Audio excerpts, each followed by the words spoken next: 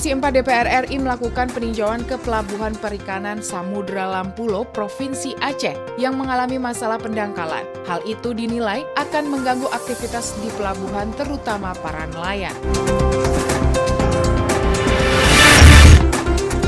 Komisi 5 DPR RI mengapresiasi pengembangan Bandara Internasional Sultan Hasanuddin Makassar, Sulawesi Selatan, dan akan terus mengawasi pembangunan bandara tersebut sehingga dapat memanfaatkan anggaran dengan efektif dan membangun dengan kualitas yang sebaik-baiknya.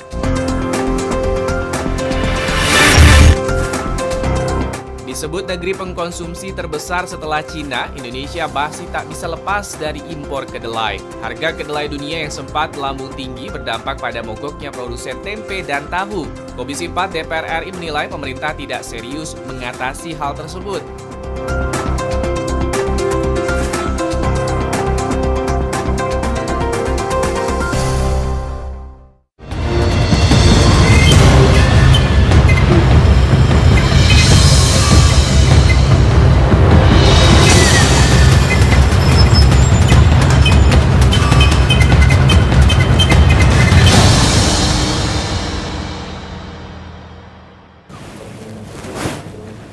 Halo, selamat pagi pemirsa, apa kabar? Anda kembali menyaksikan siaran langsung Suara Parlemen Pagi edisi hari ini 9 Maret 2021 bersama saya Ayu Rahmawati dan juga rekan saya. Dan dengan saya Subki Abdul. Dan seperti hari biasanya kita akan menyajikan berbagai macam informasi mengenai aktivitas dan juga dinamika dari Parlemen DPR RI. Apa kabar Uki hari ini? Alhamdulillah, sehat? Alhamdulillah. Ya, kita juga hadir lebih pagi karena nantinya pastinya pemirsa juga bisa menyaksikan secara langsung kami.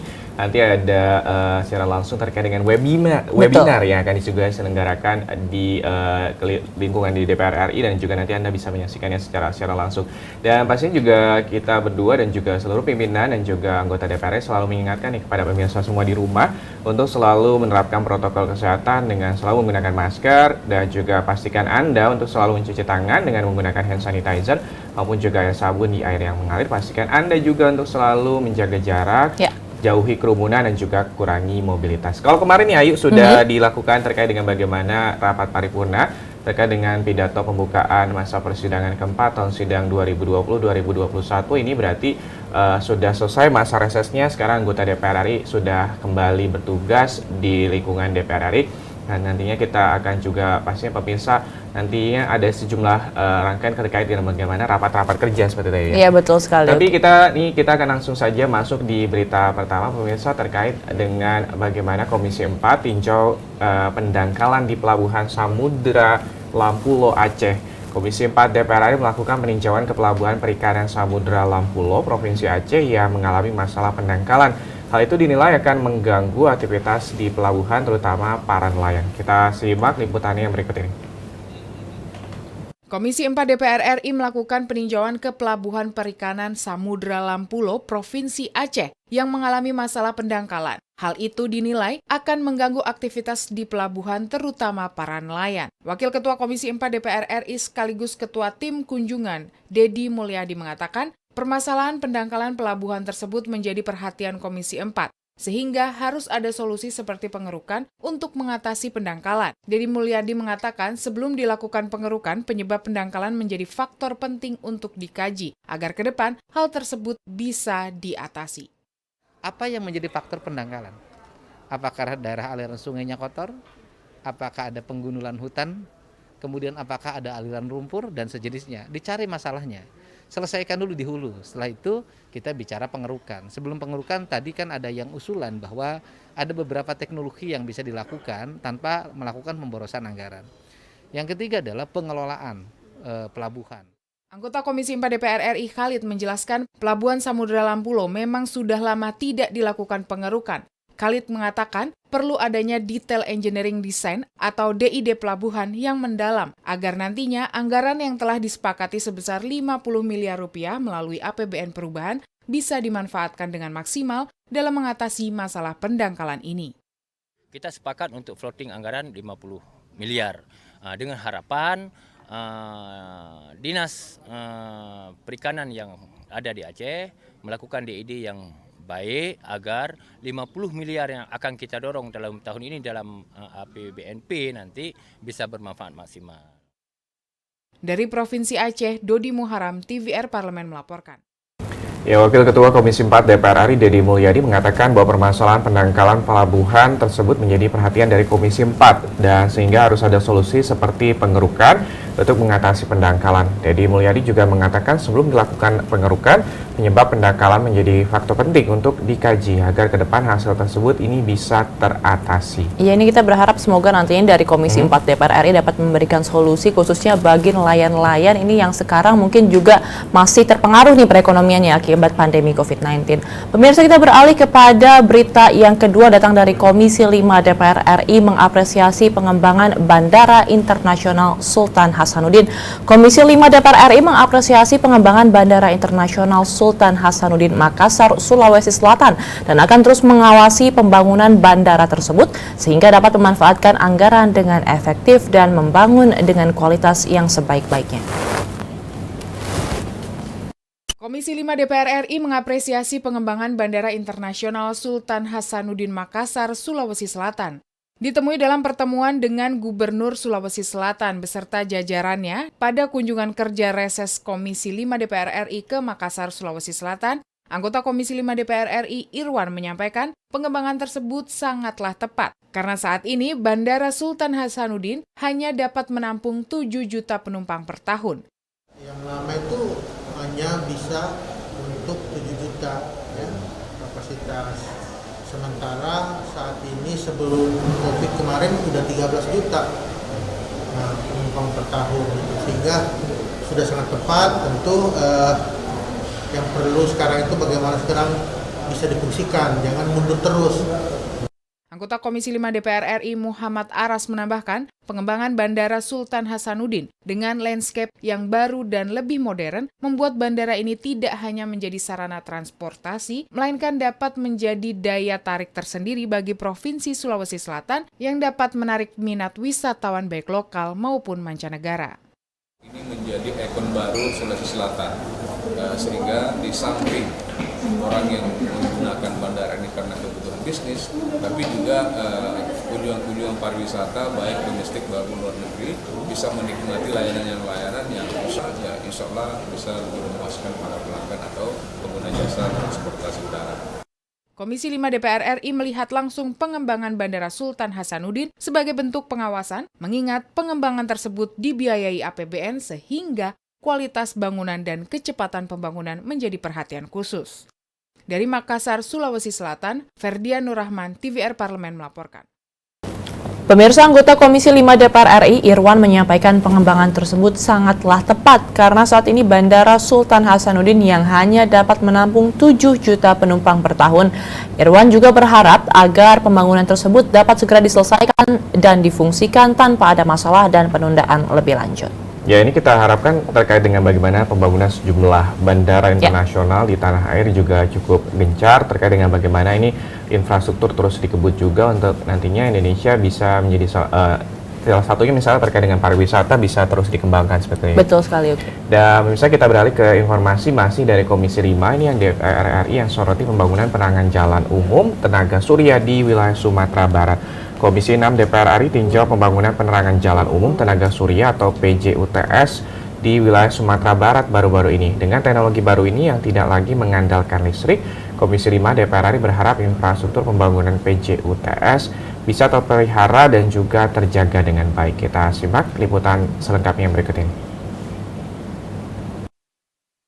Harga kedelai dunia yang sempat melambung tinggi berdampak pada mogoknya produsen tempe dan tahu. Komisi 4 DPR RI menilai pemerintah tidak serius mengatasi hal tersebut. Pada kuartal keempat tahun lalu, Kementerian Pertanian kembali mewacanakan pembatasan impor beberapa komoditas pangan strategis. Salah satunya kedelai. Langkah ini dinilai berani, pasalnya sudah bertahun-tahun Indonesia bergantung pada kedelai impor. Anggota Komisi 4 DPR RI Mindo Sianipar menyebutkan negara tidak serius mengurus impor pangan, terutama kedelai. Tadi ada yang mengatakan bahwa itu tanaman subtropis. Brazil itu iklimnya hampir sama dengan Indonesia loh. Brazil itu eksportir kedelai. Artinya ahli-ahli pertanian mereka mampu. Nah, kemana ahli-ahli pertanian kita? Anggota Komisi 4 DPR RI Bagus Adi Mahendra Putra menyebutkan, antisipasi harus dilakukan dari sekarang. Pemerintah harus dengan ketat melakukan evaluasi, memperbaiki tata kelola, serta menyiapkan kebutuhan petani sesegera mungkin.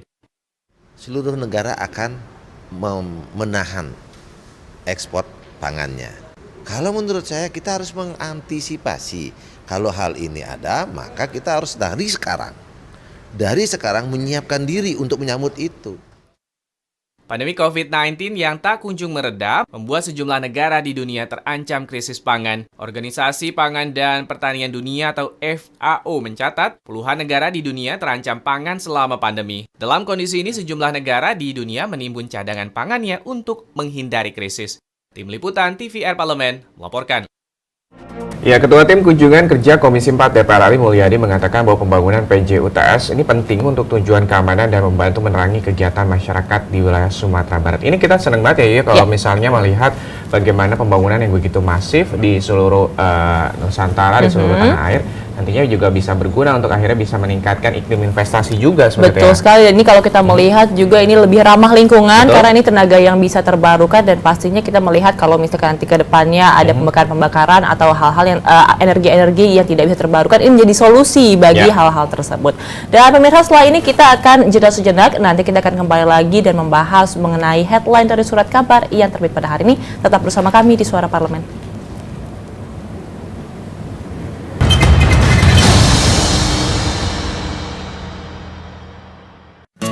Indonesia siap memasuki tatanan hidup baru di tengah pandemi corona. Apa kita sudah paham persiapan dan protokol kesehatan yang harus dilakukan di lingkungan kerja? Pastikan kondisi tubuh sehat saat berangkat ke kantor. Gunakan masker. Membawa perlengkapan makan sendiri. Sediakan hand sanitizer dan selalu mencuci tangan. Saat akan melakukan ibadah, ingatlah untuk saling menjaga jarak aman dan membawa perlengkapan ibadah sendiri. Karena tempat ibadah sudah tidak menyediakan alat ibadah untuk mengurangi penyebaran virus corona. Semoga kita semua mampu memutus mata rantai penyebaran COVID-19 dan roda perekonomian pun tetap berputar.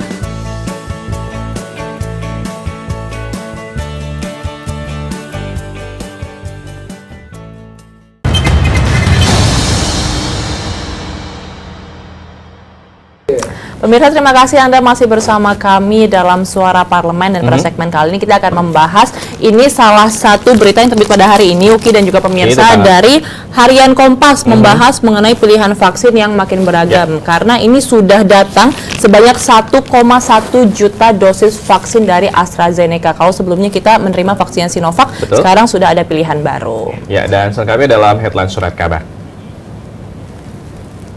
Oke,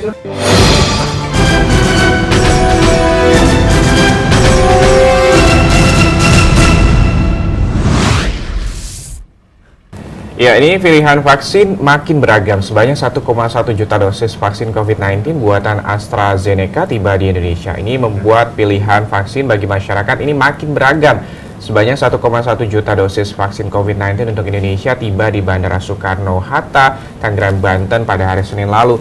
Jumlah itu merupakan pengiriman perdana vaksin buatan AstraZeneca dari jatah 11 juta dosis vaksin gelombang pertama melalui skema kerjasama multilateral COVID-19 Vaccine Advance Market Commitment atau COVAX-AMC.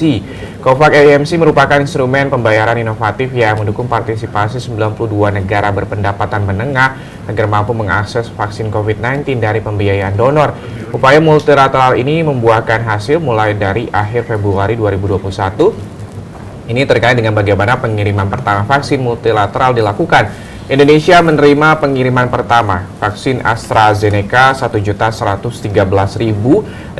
dosis vaksin jadi dengan total berat 4,1 ton. Ini kalau juga disaksikan ini langsung diperiksa oleh Menteri Luar Negeri Ibu Retno Marsudi yang juga memeriksa terkait dengan kedatangan 1,1 juta dosis vaksin dari AstraZeneca. Ya, ini kabar yang mengembirakan sekaligus juga menenangkan ya, karena Indonesia juga belum menunjukkan bahwa kurva dari penyebaran COVID-19 itu sudah mulai melandai. Kita berharap ini bisa menjadi salah satu solusi yang efektif. Setelah ini pemirsa, kita akan jeda kembali dan kita akan membahas mengenai tajuk hari ini mengenai evaluasi pembelajaran jarak jauh. Tetap bersama kami di Suara Parlemen.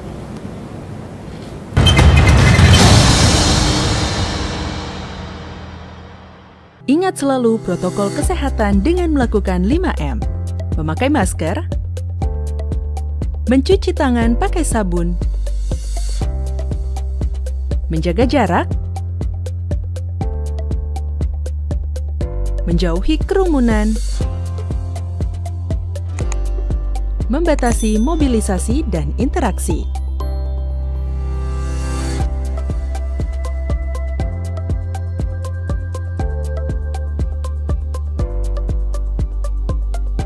Dipersembahkan oleh Biro Pemberitaan Parlemen, Sekretariat Jenderal DPR RI.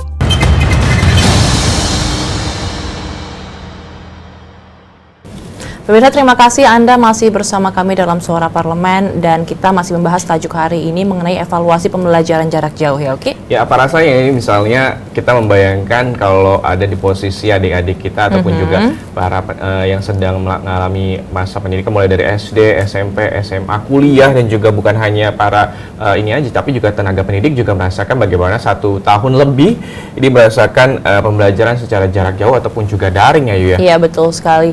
Dan pemirsa, kita akan menyaksikan terlebih dahulu tayangan berikut ini.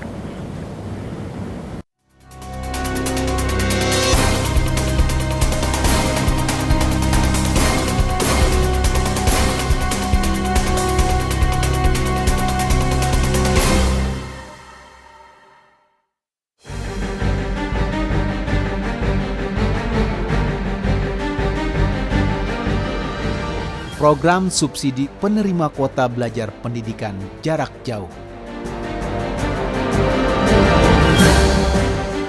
Pemerintah akan menghentikan bantuan subsidi kuota untuk penerima kuota belajar pendidikan jarak jauh atau PJJ yang tidak menggunakan bantuan kuota sama sekali hingga penggunaan di bawah 1 GB pada April 2021 mendatang. Pemerintah harus melakukan upaya perbaikan dalam program subsidi kuota dan memberikan penjelasan kepada masyarakat dengan alasan penghentian pemberian subsidi kepada siswa dengan kategori tertentu. Agar hal ini tidak menjadi polemik di masyarakat, untuk itu pemerintah harus mencari tahu penyebab tidak maksimalnya penggunaan kuota internet.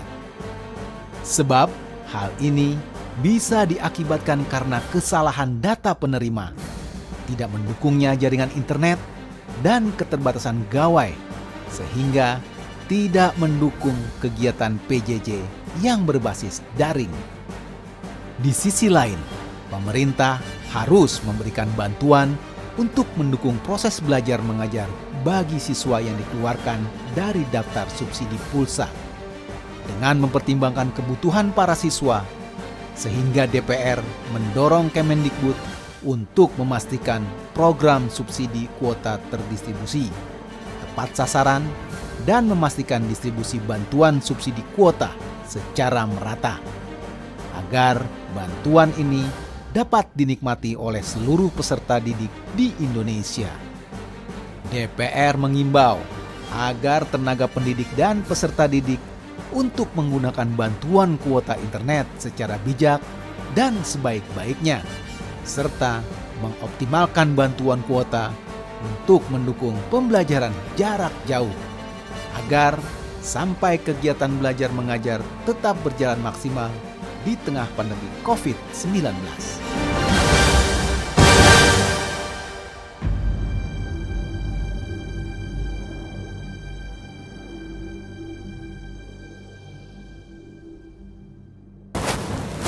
Pemirsa, evaluasi Kementerian Pendidikan dan Kebudayaan atau Kemendikbud terjadi penurunan hasil belajar siswa.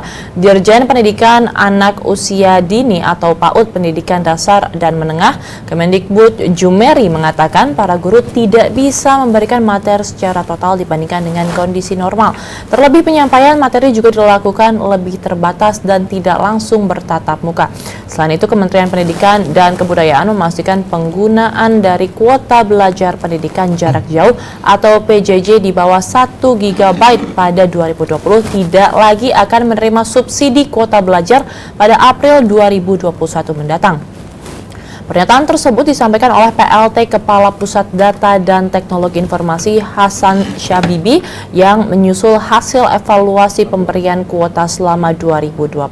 DPR juga menghimbau agar tenaga pendidik dan peserta didik untuk menggunakan bantuan kuota internet secara baik dan sebaik-baiknya ini serta mengoptimalkan bantuan kuota untuk mendukung pembelajaran jarak jauh agar sampai kegiatan belajar mengajar tetap berjalan maksimal di tengah pandemi COVID-19. Ya, ini menjadi salah satu masalah yang sangat signifikan juga selama pandemi COVID-19 karena menurut penelitian ini sudah terjadi learning loss di mana ini dari murid sendiri kehilangan minat belajar karena interaksi yang sangat minim dengan guru dan juga rekan-rekannya. Ini yang juga mungkin dikhawatirkan oleh sejumlah orang tua maupun juga tenaga pendidik terkait dengan bagaimana nih pembelajaran jarak jauh yang sudah berhampir 1 tahun. Kita harap nih bulan Juli 2021 juga sudah diharapkan bisa pembelajaran secara tatap muka. Nanti kita harapkan pastinya ini bisa mengejar ketertinggalan selama ini seperti itu. Betul sekali. Dan misalnya nanti Anda bisa menyaksikan wawancara rekan kami Alda Gustari bersama dengan anggota Komisi 10 DPR RI Ibu Ledia Hanifah Amalia nanti terkait dengan bagaimana evaluasi program pembelajaran jarak jauh. Tapi nanti juga Anda bisa menyaksikan secara langsung kami nih setelah Suara Parlemen. Nanti akan ada acara webinar, seminar online dalam rangka memperingati Hari Perempuan Internasional dengan tema bergerak bersama mewujudkan Undang-Undang Penghapusan Kekerasan Seksual di ruang rapat Pansus B dengan keynote speaker Ibu Ketua DPR RI Ibu Puan Maharani dan juga ada Bapak Indra Iskandar dan juga ada Bapak Innocentius Samsul SHM Hum dan juga nanti ada sejumlah pembicara diantaranya adalah Ibu Lulu Hamida dan juga Ibu Dr. Maria Ulfa Anshor dan juga Ibu Sri Wiyanti Ediono dan juga ada Ibu Sali Susiana dan nanti ada moderatornya dipimpin oleh Sonia Helen selaku jurnalis harian Kompas. Dan bisa nanti ataupun juga saya Supki Abdul dan juga rekan saya dan saya Ayu Rahmawati beserta seluruh kerabat kerja yang bertugas mengucapkan terima kasih atas perhatian Anda. Sampai jumpa. Sampai jumpa.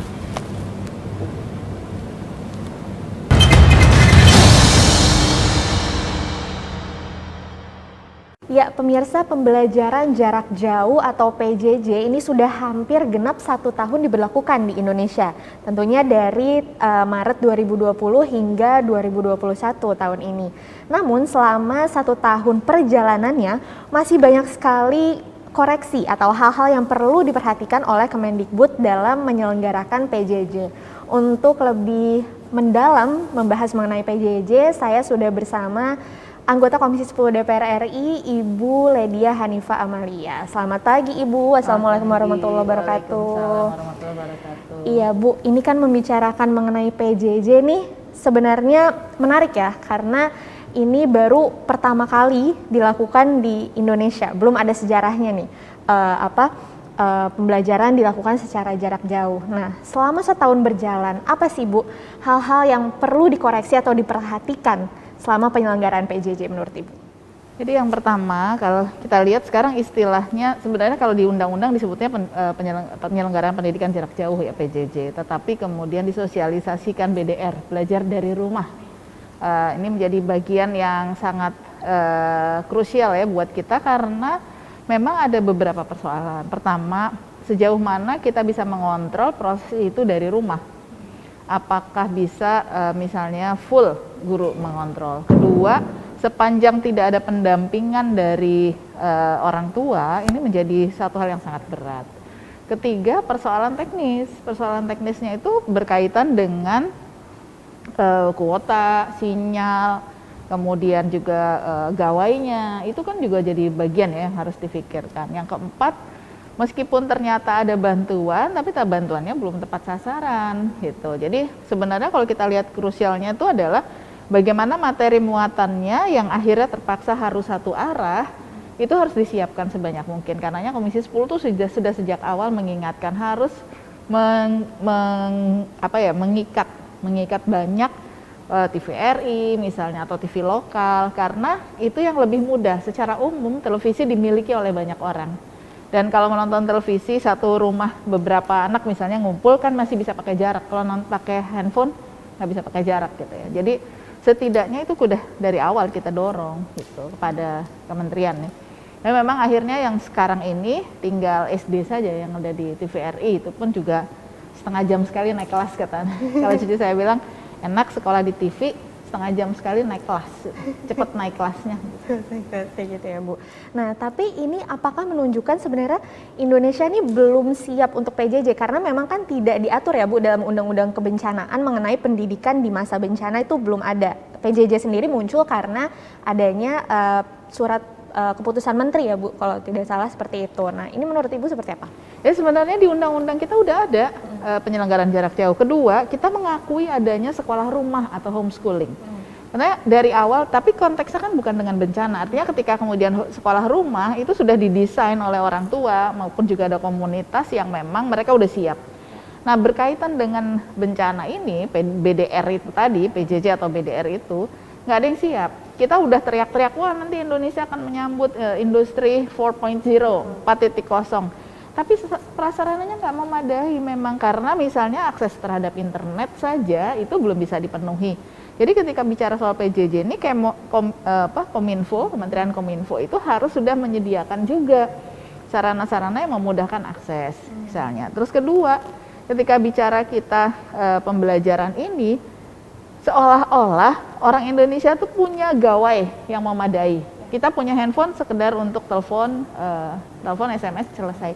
Tapi kalau ini kan memerlukan kekhususan ya, kekhususan dan jenis gawainya, artinya yang bisa support kan nggak banyak.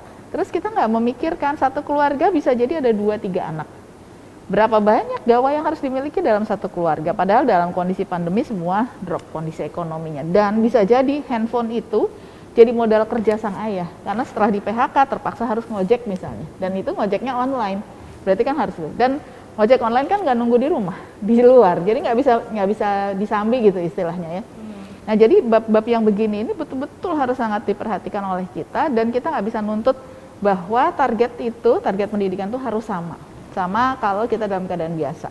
Terus kita juga orang tua kan nggak siap, padahal hampir semua itu hanya harus didampingi sama orang tua kan. Nah ketika orang tua nggak siap, ini persoalan berikutnya adalah akan ada gap komunikasi kan antara anak, orang tua dan guru. Sehingga ditambah lagi orang tua yang akhirnya terpaksa harus full bekerja untuk mengatasi persoalan ekonomi mereka gitu. Lalu Bu, tadi kan Ibu sempat menyinggung bahwa ini nggak semua keluarga nih punya gadget seperti itu. Nah, apakah itu akhirnya berdampak pada kualitas pengajaran juga Bu? Yang berdampak pada kualitas pengajaran itu bukan gadgetnya. Tapi yang berdampak besarnya adalah seberapa intens antara guru, orang tua, dan siswa. Nah persoalannya ada yang punya gadget tapi dia juga nggak optimal gitu. Artinya dia tinggalin aja. Kita tahu lah ya banyak beredar kan yang sambil tidur, yang sambil ngapain gitu kan. Nah yang paling penting sebenarnya adalah bagaimana kemudian interaksi. Nah kita juga akhirnya di beberapa daerah yang sulit untuk mendapatkan sinyal atau punya gadget karena daerah 3T, akhirnya memutuskan untuk boleh didatangi gitu. Jadi boleh didatangi. Jangankan itu di kota besar saja, di dapil saya di Kota Bandung masih ada kesulitan-kesulitan apalagi yang jauh gitu. Oke, baik. Berarti tidak hanya gadget tapi juga terkait dengan SDM-nya juga ya Bu, seperti apa penerimaannya. Oke, baik pemirsa, masih menarik sekali perbincangan kita mengenai PJJ atau BDR ini. Untuk itu tetap bersama kami.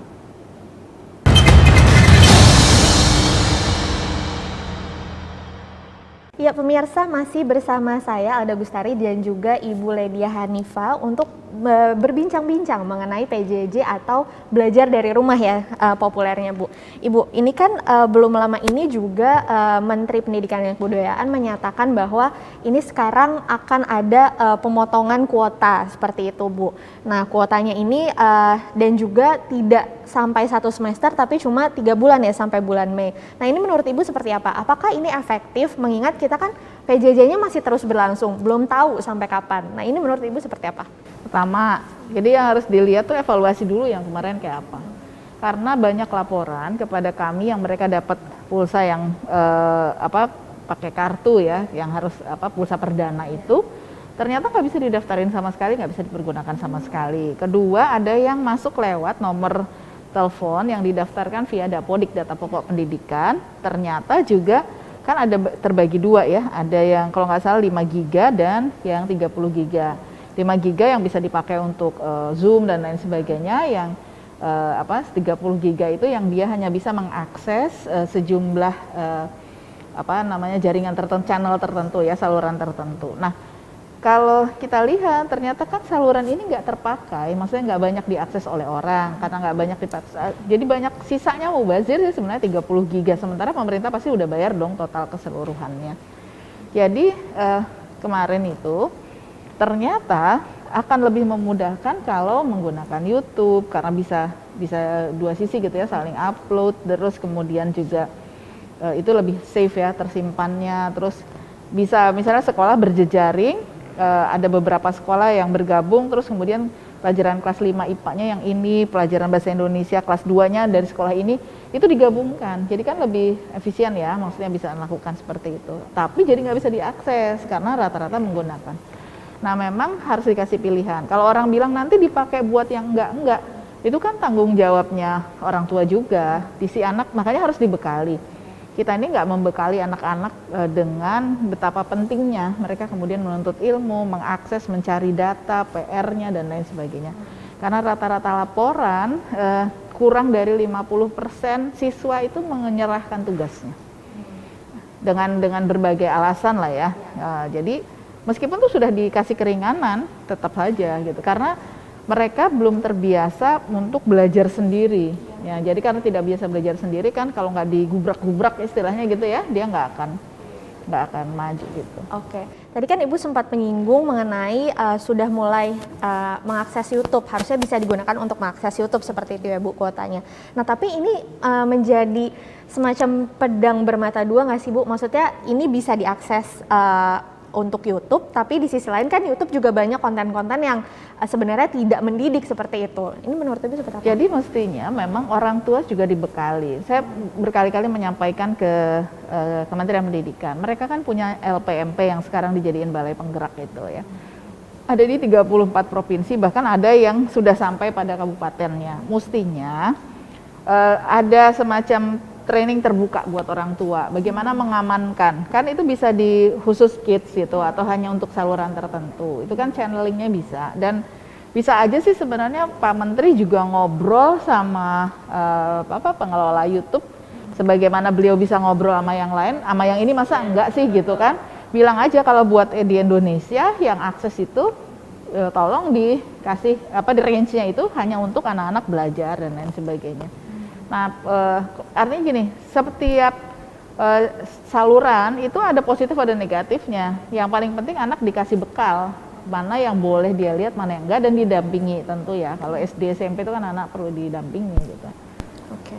Lalu berbicara mengenai kuota nih Bu, ini kan ada beberapa yang merasa ini tidak tepat gitu peruntukannya. Ada guru di daerah yang butuh sekali kuota tapi justru tidak dapat, sedangkan ada banyak anak-anak milenial lah katakanlah seperti itu di kota justru mendapat banyak kuota tapi justru tidak terpakai. Nah ini pendataan ini kan masih banyak yang tumpang tindih ya Bu, ini menurut Ibu harus langkah konkretnya seperti apa penyelesaiannya? Evaluasinya harus menyeluruh dan segera, nggak boleh lama-lama karena ini dibutuhkan kan. Jadi kalau kita lihat daerah mana yang paling memerlukan, itulah yang harus dibuat.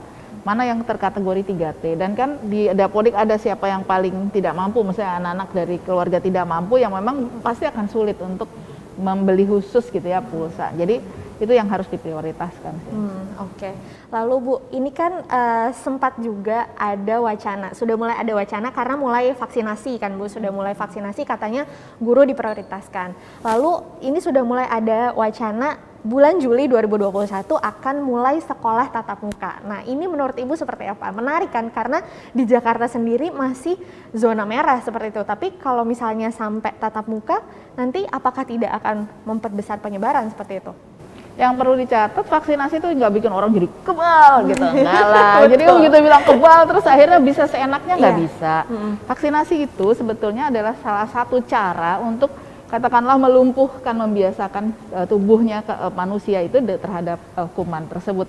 Nggak ada jaminan kalau strainnya berubah terus kemudian dia tahan. Tapi yang paling penting adalah bagaimana kita tetap membiasakan perilaku hidup bersih sehat, menggunakan masker, menjaga jarak, nggak menghindari kerumunan, itu harus tetap dilakukan meskipun sudah divaksinasi. Apalagi vaksinnya nggak ada buat anak-anak, kan belum ada. Kan vaksin ini masih 18 tahun ke atas. Nah, anak bukan berarti nggak penularan loh, anak juga banyak yang kena. Saya cuma nggak bisa ngebayangin anak kelas 2 SD terus tiba-tiba dia harus isolasi mandiri, aduh gimana ceritanya gitu kan. Ini kasihan kan kalau, jadi memang ada banyak hal yang harus dihitung. Boleh nyiapin, artinya antisipasi, boleh itu disiapin, tapi tetap harus dengan berbagai perhitungan. Ada sejumlah daerah yang meskipun misalnya ketika kami kunjungan kerja ke Kabupaten Sukabumi, mereka mengatakan ada sih daerah di selatan yang relatif terisolir, nggak banyak orang pergi. Tapi nggak ada jaminan si anak-anak SMA ini habis sekolah nggak main ke warung mana, terus ke mall mana gitu. Habis itu menularnya dari situ, bukan dari sekolah. Habis itu dibilang klaster sekolah, kan nggak enak ya kalau kayak gitu. Tapi memang tetap harus diantisipasi segala macamnya. Oke, baik. Ya pemirsa, tadi Ibu Ledia sempat menyatakan bahwa harus ada antisipasi yang benar-benar hati-hati sebelum akhirnya sekolah ini dibuka. Tapi pemirsa jangan kemana-mana dulu, tetap di Suara Parlemen.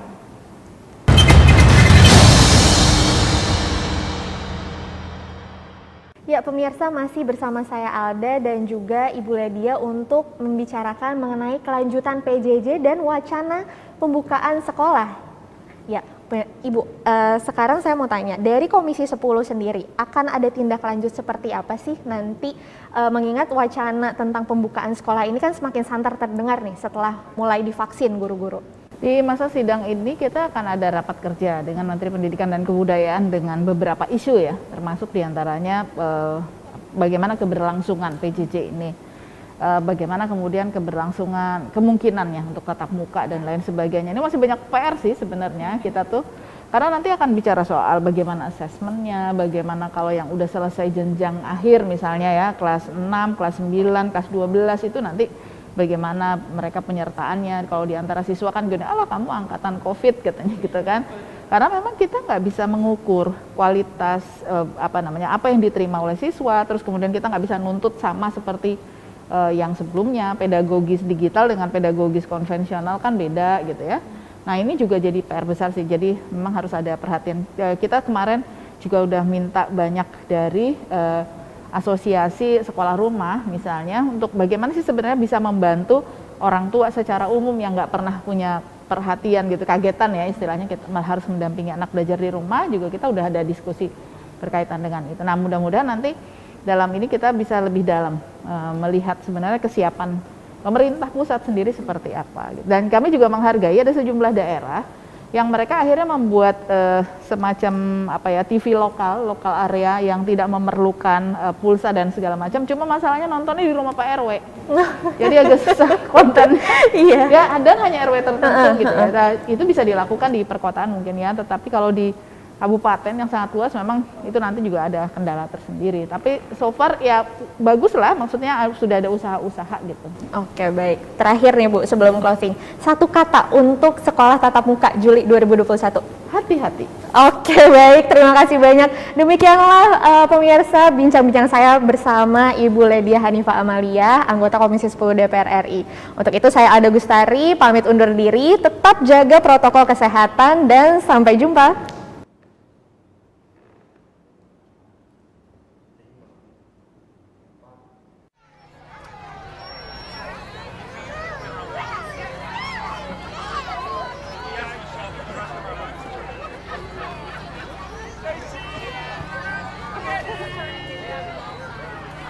Thank you, Jennifer, for being